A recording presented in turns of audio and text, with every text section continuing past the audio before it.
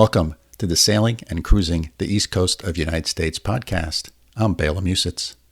This episode is part of a series I recorded with Mike Malekoff during our sailing trip up the East Coast. We were relocating his Hunter 44 Deck Salon from Brunswick, Georgia to Burlington, Vermont. Please note that the video version of this podcast primarily features photographs and short video clips I captured along our journey. The audio was recorded on the boat, typically in the evenings at anchor or in a marina, although we did record a few segments while underway. Join Mike and me as we explore the United States East Coast aboard his Hunter 44 Deck Salon. I hope you enjoy this podcast. Hello, Michael. How are you? Bela, good to still be here, and we're still afloat. Yes, and we had a great day today. But let's go back a day and a half. And let's talk about our trip up to Charleston, which we did outside in the Atlantic Ocean. What was the main highlight of that trip? The main highlight of that trip were the best laid plans go awry. And I had been looking at the weather for several days and weeks, hopefully looking for that great outside sail. And everything looked positive. The winds looked good. They were going to be in the right direction. Everything seemed like it was going to be a great day. And we left the marina on a beautiful morning, had no problem leaving the inlet, headed out to sea. It was a sunny day. The sea state was pretty good. And we were just waiting for the winds to kick in. And it went downhill from there, Bela. Do you want to tell about it or should I? Well, let me start, then you can fill in the things I leave out. So we were waiting for the wind to fill in. The wind never filled in. So we motored up the coast. Wait, Bela, can I interrupt? Yes. We did put the sails up. We did. We did put the sails up for maybe 10 minutes at most because we thought the wind was filling in. And we said, no, this isn't going to work. We took the sails down, and lo and behold, the wind died even more. Well, the truth is there was wind. The problem was it was directly on our stern. So there really wasn't much that we could... Oh, I'm sorry. It was on our bow. So as any person that sails or cruises knows that whenever you go out for a great sail, it's either completely on your stern or completely on the bow, forcing you to motor. And motor we did. Boy, we sure did. And this was like about a 25-ish, 26-ish hour trip, and which meant we were out overnight. And what was the highlight of the overnight part of that trip, Mike? Well, the overnight part that was definitely the highlight was the 12 hours of living in a washing machine. And we experienced every bump and turn and tilt and healing that waves could offer, because the sea state was, as you would put, it's called confused, and it's really confused when it's 3, 4, 5, 6 foot waves. Yeah, that was uncomfortable. It was hard to sleep. Hard to sleep? Hard to sleep, yeah. I have to interrupt here. You couldn't sleep. Yeah. I think I actually got so tired I dozed off for a little while, but it certainly was not restful sleep. And it was sort of dark too. Even though the stars were out, there was no moon there to be seen. And man, it was really dark. Because I've been out on the ocean, at night when there's like a half a moon or a full moon, and visibility is really good. Right. And we really couldn't see much at all. No, it was sort of overcast a bit and no moon. But we did get to go through all of the big ships that were all anchored out there and weaved our way through them. Oh yeah, that's right. Right off of Charleston there's that big anchorage. Is that the one you're talking about? Or is this no, Savannah. That's right. This was up They Savannah. were all anchored outside of Savannah waiting to go in. Right. Remember, and there was this one ship, I think it was a tanker, coming out of the port of Savannah. With almost no lights. And I saw it on AIS, but I couldn't figure out who he was, because most of these big ships are lit up like Christmas trees with white lights on them, right? They're bright. They have all the lights turned on. And this one was like, where is he? I couldn't find him. I could see him on AIS. Yeah. I was like, where the dickens is this guy? And I don't know what was going on, but eventually I saw like a green bow light. And I said, that might be him. So that was a little weird. And then we actually called him on the radio and said, hey, we see you. You see us. Yep. And we'll keep our heading. And it looks like we'll pass in front of you. Is that okay with you? And he said, yeah, I'll slow down a little bit and I'll turn a little to starboard. And he passed behind us, probably about 3/4 of a mile behind us. But yeah, that was, usually I see those big ships really well.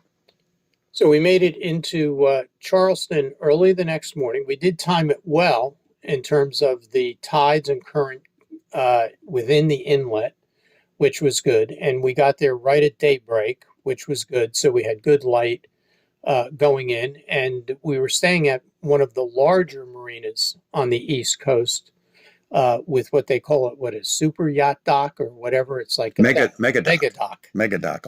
This dock is a mile long. Correct. And we certainly, I can speak for myself and Bela, the same, is we try to prepare well. I called the marina well out to let them know we were coming in, gave us the location where we should dock. And to say the least, this is a huge marina that charges huge fees, and gave us where we were docking. And we pull up there and there's no one there to meet us. And they told us they don't have anybody right now. And could you wait? And one thing we were not interested in doing after a 24-hour motor and 12-hour washing machine was to wait. And fortunately, it was very calm. And between the two of us, with our experience, we were able to dock the boat ourselves and pull us over to the dock, not in the correct place, but certainly we were able to get our boat in alone. And I think that could be an episode in itself, is how to dock a boat by yourself. Yeah, I thought we did pretty good. We did. Not to sound cocky, but we did pretty good. And this marina, so here's another interesting thing. You know, my boat's up in Rhode Island, up in the Narragansett Bay. The marina my boat's at is a Safe Harbor Cove Haven. And I saw 3 boats from my marina at this marina in Charleston, which was just remarkable. And we got to chat with one of them because they were on their boat. And she was telling me that they've been down there since January. So they moved their boat down after Christmas holiday and have been there for 6 months almost. And I guess 4 months.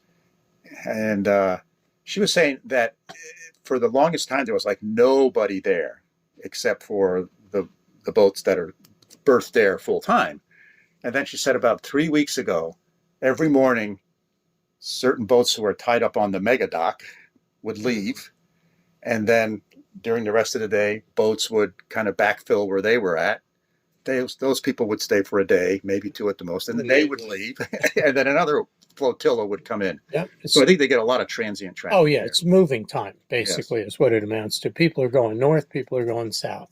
Yeah. So that was kind of interesting. It was interesting to see 3 other boats there that came from our marina. And then, so that day at Charleston, what was the main thing we were doing that day? Oh, yeah.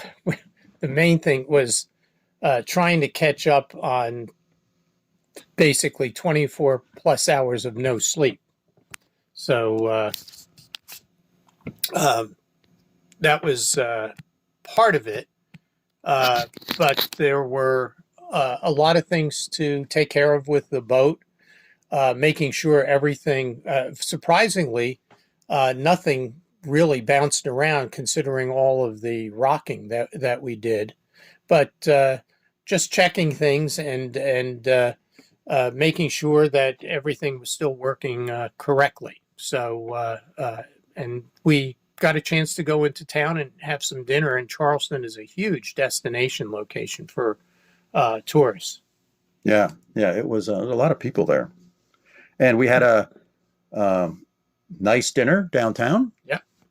They have a free shuttle at the marina. It runs every hour downtown. It will drop you off once a day. It also goes to the West Marine store. And it's provided by the marina, and it's all free. So we knew we wanted to go out to dinner that night. I called up the shuttle people and I said, hey, I want to let you know we'll be there at 5 o'clock to get picked up by the shuttle to be taken downtown to a restaurant. I have a reservation at 5:30. I said, okay, we got you. I'll be there. So we walk over to the meeting place under the gazebo, and we're waiting and nothing. And it's about 10 after. So I get on the phone and I call the shuttle office at the marina there, and the person who's actually driving the shuttle answers and he says, oh, I'm sorry, I'm not going to be able to make it. I said, what? You just can't bail out on us like that. So it wasn't a great experience. It didn't make me very happy. And didn't make me happy. I had to pay for the Uber. Oh, yes. I had wisely eliminated the Uber app from my phone. So Michael paid for the Uber. We Ubered downtown, and then we ended up walking back, which was actually not a bad walk. Yeah, it was pleasant. So now, should we talk about the good thing, the new device, or the problem I had? Oh yeah. So we have. Let's end it on a higher note. So let's talk about the problem first. Okay, so here's the learning experience. If you're interested in boating and you go, going to a marina is an experience. So there are a whole bunch of things, whether it's docking the boat or getting a pump out or fueling up is, just a couple of the things that you do all of the time. And as you can appreciate, is every marina handles it differently. And when you're at a large marina that does everything from small motorboats up to cruise ships, cruise lines, there's an array of different ways to access your fuel. Cutting to the chase, in this case, I have a sailboat. The sailboat has a Yanmar diesel engine, and that uses diesel fuel. And when you fill up at a marina, they will get it ready, but you have to actually fill the boat up itself. They will not do that. Most of the time, because the sailboat only holds a small amount of fuel, 45, 50 gallons, and we were topping off just to get about 10 or 12 gallons. Most of the time, what they give you is the type of nozzle you see at a gas station that goes into your car. And that's what you're used to. In this case, because it was the mega dock, which is a mile long, the small nozzles were at either end and we were in the middle. So the dockhand was very generous to say, well, I have the one that we use for the larger boats that pumps fuel at a faster pace with a larger nozzle. And I said, well, I don't think it'll fit. So I might want to wait. He says, well, why don't you see, I can turn the pressure down so that it's not going in very fast. So the nozzle end did kind of fit in. It was a tight seal. And he said he was able to turn the pressure down so it wasn't going in too fast. And I went ahead and filled up the boat. Lo and behold, I realized what I did is by using this nozzle that didn't go into the boat itself and sat at the end of it, but was a tight squeeze, is the pressure pushed the fuel in, filled the tank because of the higher pressure, and basically pushed the fuel out of the top of the tank. So the learning experience, now fortunately it wasn't a lot, it was just leaking a little bit where the gauge goes into the tank, and I have good access to it. So it just leaked out of the seal a little bit, but it was frustrating because I should have known better. And so the learning thing is never use the high pressure nozzles to try and fill up your boat. Just bite the bullet and go where the correct tanks are. So that's the learning experience. And fortunately, it wasn't a huge problem. It was just annoying cleaning up some diesel. Yeah, so we'll chalk that one up to experience. It will be chalking that up to experience and getting talked into it by a deckhand. And we will never do that again. So I have an idea. The second thing we're going to talk about, the good thing. Why don't we save that towards the end, because we actually used it this evening when we were anchoring. So that's a hint of maybe what it is, and you'll figure it out and get you to listen to the whole podcast, because it's a really neat device that helps with some of the challenges when you're anchoring. So let's go back to after you fueled, we went out to dinner, came back to the boat. I slept like a baby. I slept really well. Yep. And we both got up relatively early. We're both kind of early risers. And I think we pulled away from the mega dock about 7 o'clock, 7:15. 7:15. We pulled away. And so take us through part of that day. Well, it wasn't a tough decision. We decided not to go outside. The sea state was not going to be significantly different than it was the night before. That it was predicted to be 3 to 5 foot waves, and whether they were in a regular sea state or the washing machine sea state, we decided to pass and decided to take the inside route, which is the ICW, on our way to Southport in North Carolina. So that was our trip today, and we basically didn't have any heeling of the boat as we traversed the ICW. But there is a lot of planning, though, if you do the ICW, because you have to keep track of the currents and the tides, and also the bridges, some which open, some which don't, and then just the regular traffic that you'll run into on the ICW. But today was fairly uneventful. There didn't seem to be any problems. There are some in planning, though. Looking at the tides, there are some spots on the ICW that there is shoaling and low spots, and you really need to time it well with the tides in some cases to make sure you're not trying to go through an area at very low tide.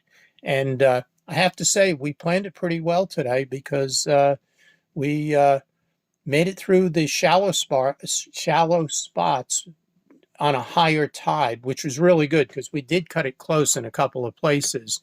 But other than that, we did very well, and I'm also blaming Bela for breaking my anemometer. Right. We now we can't tell our apparent wind speed and the actual wind speed on the gauges has been identical for a long time. So we know something's not working right. Right. So we'll have to figure that out. Okay. So, but it was a pleasant ride today. We relaxed on the boat. The weather was fantastic, and we are now in an anchorage in just off the ICW. And don't want to jinx this, but there is absolutely no wind. It's like glass, and the boat is just calm as could be. Yeah, we're just in this anchorage, which is north of Georgetown, South Carolina. Correct. Very nice. So I want to bring up two things that happened on the trip. One is we came across several boats from the marina, right? Yes. They left at the same time, not the same time, some before us, some after us. So yes, indeed, there's, maybe 5 or 6 boats heading north. And so we're in the cockpit, and we know there's a couple boats behind us. And the boat in the lead of those 2 boats behind us calls the other boat and says, "Hey, I just went through a really shallow spot. I want to let you know, I don't draw much water, but be careful. Be careful," because it looked like it was about 5 feet. And so they talked back and forth for a little bit. And then I heard them say the name of the boat was Barbara Ann. And I said, there used to be a boat docked at our marina up in Rhode Island called Barbara Ann.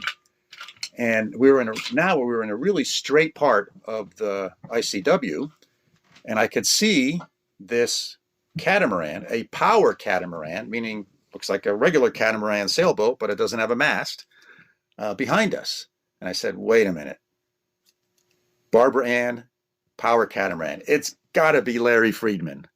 And so I called him up on the radio, and I said, Barbara Ann, hey, this is Bela. Is that you, Larry?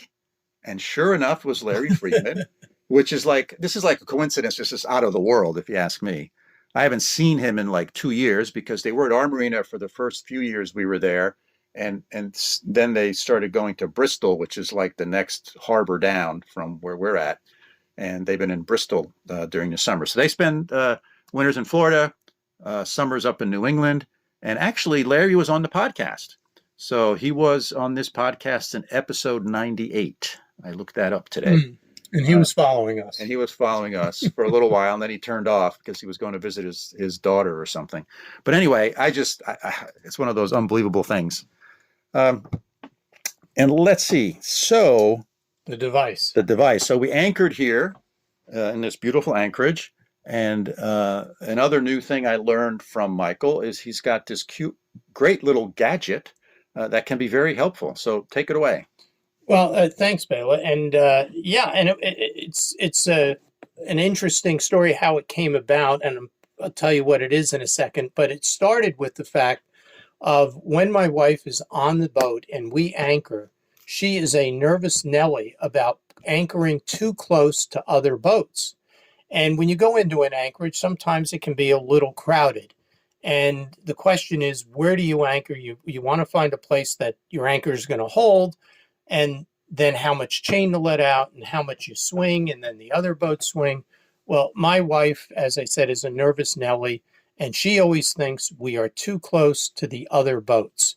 And it's really hard to tell because there's really no way to really get the true distance because you're on the water. There's no markings or anything that you can really use to figure out. And everything, especially in large boats, they all look closer than they really are. So being I shouldn't say an ex, but being a golfer and having played golf most of my life, I had an idea. And I reached into my golf bag at one time at home and pulled out my rangefinder. Now, anybody that plays golf has a rangefinder. And basically all it is a little device that looks almost like a binocular, only with one side that you look through, and you hit a button on top, you point it at the item you want to get the distance. So when you're playing golf, you want the distance to the green, you point it at the green, and it tells you exactly how many feet it is to the green. Well, I pulled this out and I said, what a great idea. And I took it on our boat so that when my wife says that boat's too close, I hit it with the rangefinder and it says it's 350 feet, which is the length of a football field away. And basically I used that. So I pulled that out. When we pulled into this anchorage, I hit the land. I knew we were over 200 yards from land, which is 600 feet. So if we put out 150 feet of chain, there's no way I'm going to end up on that beach. So I use that to hit things to get the distances. And it's a simple device.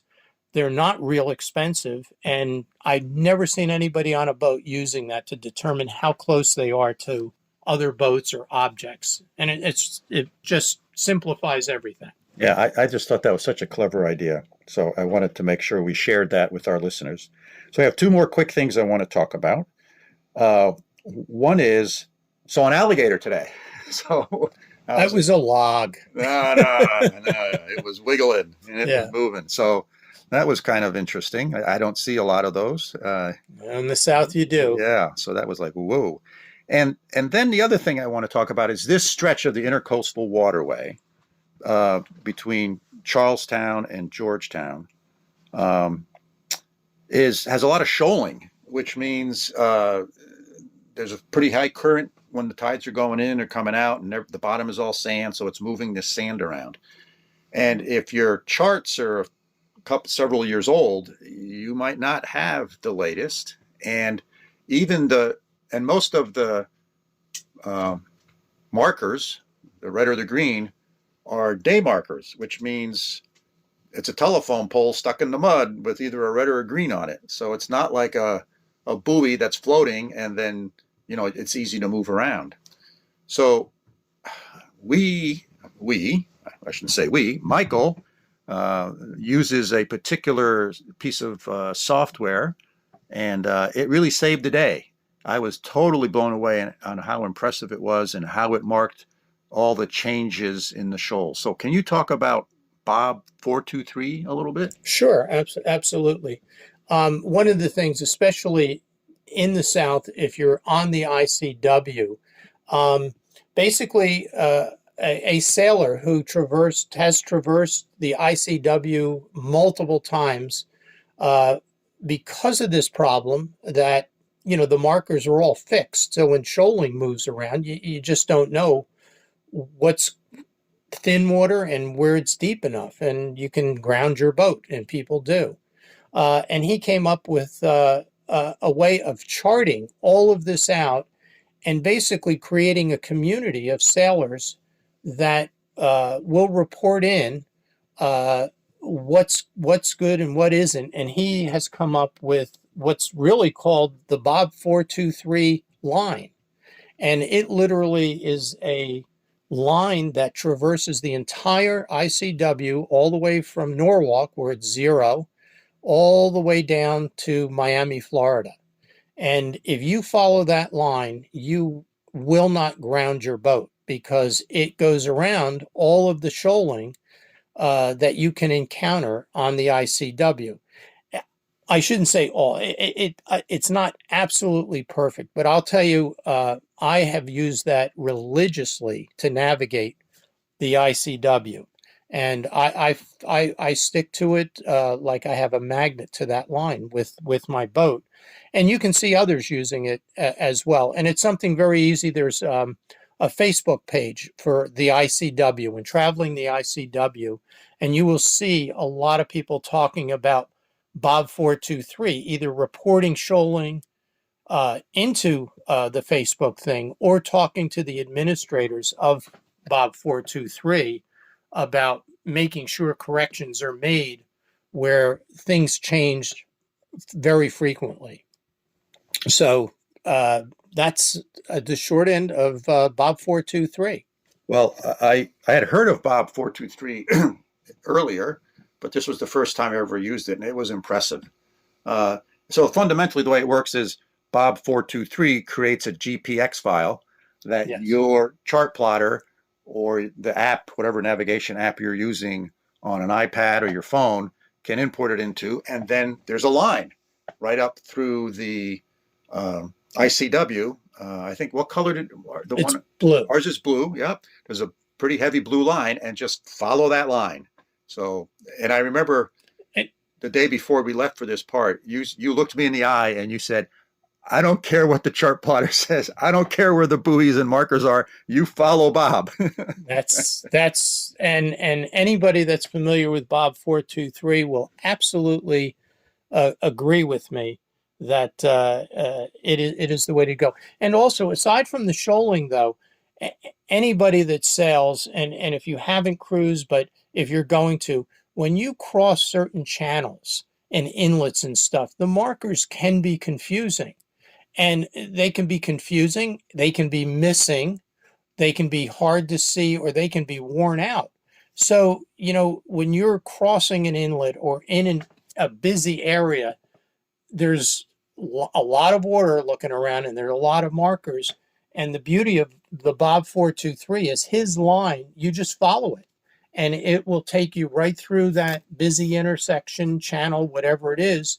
And you don't have to worry about, geez, did I miss that marker? Am I supposed to stay to the right or the left? Because some of the inlets are big. Yeah, and it's very confusing sometimes. Yeah. Thank God for this technology. I've often said, I just can't imagine how people did this pre-GPS, because lots of times I can't see the next mark. It's out of sight, and if you don't have Bob 423, you don't know where the shoaling is. No, so no, you don't. Now, the one good thing about shoaling down south, which is a problem, is that fortunately when you shoal down south, it's sand or mud. So generally you're not damaging your boat, you're just stuck. As opposed to in New England, I originally started on Lake Champlain, and I'm sure Bela can attest to the fact in New England, when you hit things, it's usually rocks. So that is the only benefit of being sailing down south and shoaling. Yeah.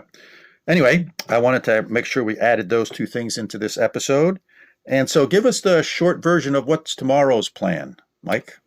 Well, tomorrow's plan, we had a long day on day number 1, which was over 24 straight hours sailing the boat motoring the boat without sleep. And today, actually, we did really well, and we just decided to go a little bit further. And I think we did close to 70 nautical miles. And that's a long motor with a sailboat when you're doing 5.5, 6 knots. But we had some really good tides that carried us along. We were able to do 7.5, almost 8 knots. So we actually went farther than I had planned. So tomorrow we're actually going to a marina in Myrtle Beach. And it's supposed to be a very nice marina that has a lot of amenities. And it's going to be a shorter trip, but with about 8 or 9 bridges. So that we'll save for tomorrow's story about how do you navigate bridges. So that's a great preview of what we're going to do tomorrow. So we're going to sign off for now. Thanks for listening. Hope you enjoyed the episode. And we'll be back tomorrow with an update as to where we are and how things went. Thanks for listening. Take care. Bye-bye. Hope you enjoyed this episode. And as always, if you have any questions or suggestions, please feel free to contact us at sailingtheeast, that's all one word, at gmail.com. That's sailingtheeast at gmail.com. Thanks for listening.